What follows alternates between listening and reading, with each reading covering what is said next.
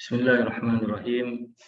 Alhamdulillahirabbil alamin wassalatu wassalamu ala sayyidina Muhammadin asyrafil anbiya'i wal mursalin wa ala alihi washabihi ajmain. Yang dimuliakan pensyarah yang disayangi iaitu Al-Fadhilah Ustazah Dr. Nur Zainatul Nadra binti Zainul. Saya Irwan bin Sulaiman. Pada hari ini saya akan membentangkan tugas individu bagi topik DPI 20503 iaitu pengantar tafsir yang bertajuk kajian mengenai tafsir Bahrul Muhit. Jadi tafsir Bahrul Muhit ini adalah karangan daripada Abu Hayyan Al-Andalusi. Jadi di sebelah kiri ada ditunjukkan gambar kitab tersebut yang berjumlah 18 jilid. Manakala kandungan bagi tugasan ini terdiri daripada pendahuluan, biodata penulis, metodologi ataupun kaedah penulisan. Kemudian yang keempat, kaedah pengumpulan data, kaedah analisis, kaedah tafsiran dan ayat, contoh ayat, kesimpulan, refleksi dan juga rujukan. Saya mulakan dengan pendahuluan. Tafsir Bahrul Muhit ini mengandungi 8 jilid dikarang oleh Abu Hayyan Al-Andalusi yang disebabkan oleh 3 faktor. Yang pertama iaitu keinginan beliau untuk selalu membaca Al-Quran. Yang kedua, untuk memperbanyakkan amal kebajikan, dan yang ketiga, supaya selalu terjaga dan ingat pada Allah Subhanahu Wa Taala. Dalam tafsirnya beliau menerapkan asbabun nuzul, nasih masuk, qiraat dan juga balaghah, dan beliau juga menukilkan pendapat para ulama yang menjelaskan ayat-ayat yang mengandungi hukum. Dan kebanyakan daripada tafsiran beliau ini diambil dari tafsir Syamazari dan juga Ibnu Atiyah. Jadi untuk tugasan ini objektif yang pertama ialah menerangkan biodata musafir. Kita nak kenal siapakah musafir yang mengarang kitab tafsir Al-Bahrul Muhit, iaitu Syekh Muhammad bin Yusuf bin Hayyan Al-Andalusi atau dikenali sebagai Abu Hayyan. Kemudian menerangkan kaedah atau metodologi penulisan tafsir Bahrul Muhit dan menyenaraikan contoh ayat daripada tafsir Bahrul Muhit tersebut. Dan kepentingan tugasan pula adalah untuk mengenali mufassir iaitu Abu Hayyan Al-Andalusi dengan lebih mendalam lagi. Tak kenal maka tak cinta. Dan kemudian mengetahui metodologi ataupun kaedah penulisan tafsir tersebut. Dan yang ketiga, memahami tafsiran ayat daripada tafsir Bahrul Muhit. Ini sebahagian daripada ayat ini kita akan sampaikan contoh, iaitu sebanyak 5 contoh. Okey. Dan seterusnya kita terus kepada biodata mufassir. Nama mufassir atau nama penulis kitab Bahrul Muhit ini ialah Siruddin Abu Abdullah Muhammad bin Yusuf bin Ali bin Yusuf bin Hayyan Al-Andalusi Al-Gharnati Al-Hayyani. Beliau lebih dikenali sebagai nama Abu Hayyan. Dan beliau lahir pada tahun 654 Hijrah di Andalusia, menuntut ilmu di sana dan berpindah ke Mesir. Kemudian belajar qiraat dari ulama di Mesir juga, dan beliau wafat juga di Mesir pada tahun 745 Hijrah. Seterusnya guru-guru beliau antara yang terkenal ialah Ali Abdul Nasir bin Ali Al-Mariji, Ali Abi Tahir Ismail bin Abdullah Al-Muliji, yang kedua-duanya berada di Mesir. Kebanyakan masa beliau dihabiskan di Mesir. Dan antara ilmu yang dipelajari beliau ialah ilmu bahasa Arab, balaghah, dan beliau banyak menyusun syair-syair, termasuklah ilmu nahwu dan ilmu saraf. Berkenaan dengan mazhab, beliau pada asalnya bermazhab Al-Zahiri, namun kemudian beliau berpindah mazhab kepada Syafi'i, dan akhir sekali sebelum wafat beliau berpindah ke mazhab Salafi ataupun kelompok Salafi. Jadi dari segi kaedah penulisan, kita tengok kaedah penulisan daripada kajian yang dilakukan. Saya dapati bahawa tafsir Bahrul Muhit ini menggunakan pendekatan lughawi ataupun bahasa yang dinukilkan daripada pentafsiran Syamazari dan juga Ibnu Atiyah. Maknanya Zamakhsyari dan Ibnu Atiyah juga membuat tafsir atau mengarang tafsir yang menggunakan pendekatan lebih kepada bahasa. Dan beliau iaitu Abu Hayyan berpendapat bahawa untuk menyikapkan dengan Al-Quran maka penting untuk kita menguasai bahasa Arab.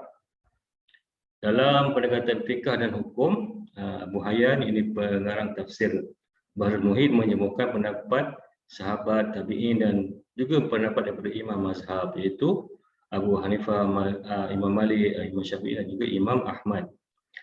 Manakala dalam mentafsirkan hukum, daripada Quran, hukum beliau banyak merujuk kepada mazhab Maliki kerana banyak penganut mazhab tersebut yang berada di Andalusia pada ketika itu. Dan kita lihat poin yang keempat iaitu kaedah pengumpulan data. So kebanyakan tafsir yang dilakukan oleh beliau ialah banyak menggunakan riwayat dari Al-Quran dan hadis. So bila tafsir itu dibuat dari Al-Quran dan hadis, maka tafsir itu dikategorikan sebagai bi-al-ma'thur. Sebagian ulama mengkategorikan sebagai bi-al-ma'thur. Namun beliau tidak mengutip secara lengkap sanad hadis dan tidak menyebut semua hadis. Maka dengan itu pada sebagian tempat beliau tidak menyebutkan rawi hadis, sehingga besar kemungkinan ada beberapa hadis dhaif yang digunakan dalam tafsirnya. Oleh itu, ulama telah mengkategorikan tafsir Bahrul Muhit itu sebagai tafsir bi-al-ra'yi. Dan kita lihat pula kaedah analisis yang digunakan. Secara asasnya Abu Hayyan atau penulis memisahkan satu ayat menjadi beberapa bahagian. Contohnya dalam surah Fatihah ayat Maliki Yaumiddin, beliau telah memisahkan menjadi 3 bahagian, iaitu Maliki, kemudian Yaumi dan juga Ad-Din. Kemudian setelah beliau mentafsirkan setiap perkataan dalam sebuah ayat itu ataupun tafsiran setiap perkataan itu dilengkapkan, maka beliau akan menjelaskan makna dengan menyatakan asbabun nuzul, i'rab dan juga qiraatnya. Terdapat beberapa ayat yang digabung dan ditafsir dari aspek bahasa. Contohnya ayat 104 hingga 113 surah Al-Baqarah. Kemudian maknanya dijelaskan dengan terperinci. Tadi contoh atas dia pecahkan satu ayat itu kepada beberapa bahagian. Kemudian contoh ni ialah digabungkan dulu ayat tersebut, kemudian barulah dia jelaskan secara terperinci. Dan terdapat juga surah-surah pendek yang digabungkan sebelum ditafsirkan. Sekarang kita lihat kepada kaedah tafsiran. Kaedah tafsiran yang digunakan dalam tafsir Bahrul Muhit ini adalah kaedah tahlili. Kaedah tahlili iaitu pentafsiran Al-Quran ayat demi ayat sesuai dengan susunannya mengikut mushaf. Kemudian dari surah Al-Fatihah hingga An-Nas semuanya ditafsirkan secara berturut-turut dan secara terperinci dan juga secara lengkap. Dan kaedah tafsiran untuk tafsir Bahrul Muhit ini mengikut kajian yang dilakukan terdapat 5 bahagian. Yang pertama iaitu tafsiran tekstual, tafsiran logistik, tafsiran sosio-sejarah, tafsiran logik dan juga tafsiran sistematik. Mari kita lihat tafsiran contoh tafsiran pertama iaitu tafsiran tekstual. Maksud tafsiran tekstual ialah tafsiran yang menggunakan teks Al-Quran dan hadis. Contohnya surah Al-Baqarah ayat 58 yang berbunyi A'udzubillahi minasyaitonirrajim wa idz qulna dkhulu hadhil qaryah. Dalam ayat ni ada perkataan al-qaryah. Perkataan al-qaryah ni kalau dalam maksud umumnya adalah kebanyakan ulama menunjukkan perkataan al-qaryah ni adalah bandar. Dan ulama banyak tafsirkan perkataan al-qaryah ni dengan penafsiran yang berbeza-beza. Tafsiran paling tepat yang boleh dibuat bukan dengan Al-Qaryah ini ialah dengan melihat ayat lain yang ada hubungan dengan ayat ini, iaitu dalam surah Al-Maidah ayat 21 yang berbunyi udkhulul ardhal muqaddasata. Jadi Ibn Hayyan telah mentafsirkan Al-Qaryah itu ataupun bandar dalam surah Al-Baqarah ditafsirkan sebagai Baitul Muqaddis. Jadi secara ringkasnya kita pergi kepada tafsiran yang kedua iaitu tafsiran linguistik. Tafsiran linguistik ini maksudnya ialah menggunakan pengertian kaedah bahasa yang merangkumi semantik etimologi, iaitu yang membahaskan erti dari struktur bahasa Arab, dan juga semantik morfologi, iaitu makna yang diperolehi berdasarkan bentuk tasyrif lafaz. Jadi kita lihat contoh surah Al-Baqarah ayat 47 ayatnya faddaltukum. Abu Hayyan menjelaskan dengan mengemukakan struktur dasar kata al-fadala yang fi'ilnya fadala yang di damma ain fi'ilnya, damma ain fi'ilnya. Dan dalam surah Ar-Rahman ayat yang berbunyi muttaqiina ala rafrafin khudrin wa abqariyyin hisan. Jadi ada perkataan rafrafin itu, rafrafin itu dimaksudkan dengan tempat yang bagus dan lapang, atau boleh diartikan sebagai taman syurga yang penuh kenikmatan dan kebaikan. Seterusnya kita lihat tafsir sosio-sejarah. Okey, secara umumnya telusur sejarah ni ialah kaedah menggunakan riwayat mengenai kehidupan sosiopolitik dan budaya Arab pada masa turunnya ayat tersebut. Okey, jadi Abu Hayyan menulis dengan menyatakan asbabun nuzul, satu ayat yang ingin ditafsirkan apabila ayat tersebut turun berdasarkan satu peristiwa. Itu maknanya tafsiran susul sejarah. Contoh kita lihat Abu Hayyan menafsirkan surah Al-Muzammil yang turun ketika Rasulullah SAW sedang berkhalwat di Gua Hira dan kemudian dia didatangi oleh malaikat Jibril untuk menyampaikan wahyu. So oleh kerana itu Nabi SAW agak ketakutan dan ketika beliau pulang ke rumah bertemu dengan isterinya, maka beliau meminta untuk diselimuti dengan mengatakan zammiluni, zammiluni, artinya selimuti aku, selimuti aku. Maka dengan itu turunlah ayat ya ayyuhal muzzammil. Dan seterusnya kita lihat kepada tafsiran logik. Okey, dalam surah Al-Baqarah ayat 22 yang berbunyi a'udzubillahi minasyaitonir rajim. Alladzi ja'ala lakumul arda firasyan was samaa'a binaa'a wa anzala minas samaa'i maa'an fa akhraja bihi minas thamarati rizqan lakum. فلا تجعلوا لله أندادا وأنتم تعلمون. Sadaqallahul azim. Saudara, ayat ini artinya dalam ayat ini artinya Allah SWT memulakan perkataan dengan langit, hujan dan juga tumbuhan. Maka di sini Abu Hayyan menjelaskan bahawa dalam ayat ini ada sebab dan akibat.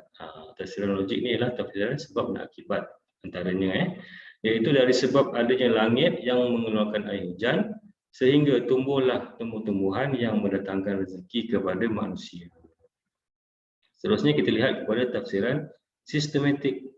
Maksud tafsiran sistematik ialah tafsiran yang dibuat secara hubung kait antara beberapa ayat atau beberapa surah yang lain. Dalam contoh ini Abu Hayyan mengaitkan ayat 21 dan 22 dari surah Al-Hadid. Okey, dalam ayat 20 disebutkan bahawa di akhirat nanti ada maghfirah. Maghfirah ni pengampunan yang akan dijanjikan oleh Allah Subhanahu taala. Manakala pada ayat 21 Allah SWT memerintahkan kita berlumba-lumba untuk meraih maghfirah, iaitu pengampunan itu melalui iman, amal soleh dan juga ketaatan. So ayat dia yang dalam surah Al-Hadid ayat 21 berbunyi A'udzubillahi minasyaitonirrajim sabiqu ila maghfiratin min rabbikum وَجَنَّةٍ عَرْضُهَا كَعَرْضِ السَّمَاءِ وَالْأَرْضِ وَأُعِدَّتْ لِلَّذِينَ آمَنُوا بِاللَّهِ وَرُسُلِهِ ذَلِكَ فَضْلُ اللَّهِ يُؤْتِيهِ مَن يَشَاءُ وَاللَّهُ ذُو الْفَضْلِ الْعَظِيمِ. Sadaqallahul azim. Jadi dengan itu telah selesai maknanya penerangan tentang 5 kaedah tafsiran yang dilakukan oleh Abu Hayyan dalam kitabnya Bahrul Muhit. Jadi apa yang kita dapat simpulkan di sini adalah Abu Hayyan adalah mufassir yang tinggi ilmunya dan dapat dibuktikan melalui karangan-karangan dari berbagai disiplin ilmu. Dan juga pendekatan dalam tafsir Bahrul Muhit adalah pendekatan multidisiplin. Kita tengok tadi ada 5 kaedah tafsiran dan didominasi oleh kaedah kebahasaan, menggunakan bahasa ataupun balaghah. Walaupun menggunakan Al-Quran dan hadis, namun banyak kaedah kebahasaan digunakan. Maka dengan itu tafsir Bahrul Muhit ini digolongkan sebagai tafsir bi al-ra'i. Seterusnya kita lihat yang terakhir iaitu refleksi. Okey, daripada tugasan ini saya dapat mempelajari kandungan kitab tafsir Bahrul Muhit. Saya juga dapat mengenali dengan lebih lanjut latar belakang mufassir iaitu Abu Hayyan yang telah menulis kitab ini. Saya juga dapat mempelajari 5 kaedah pentafsiran yang digunakan dalam tafsir ini seperti yang telah dibincangkan tadi, dan juga saya dapat mengenal pasti contoh tafsiran ayat yang dinyatakan. Okey, seterusnya senarai rujukan yang digunakan untuk tugasan ini. So setakat ini hanya ada 15 saja senarai rujukan yang saya ambil daripada sumber internet dan juga daripada kertas-kertas kerja ataupun jurnal-jurnal paper. Okey. Dengan ini saya ucapkan tamatkan saya punya presentation untuk tugasan individu ini dengan ucapan wabillahi taufiq wal hidayah. Wassalamualaikum warahmatullahi wabarakatuh. Sekian, terima kasih.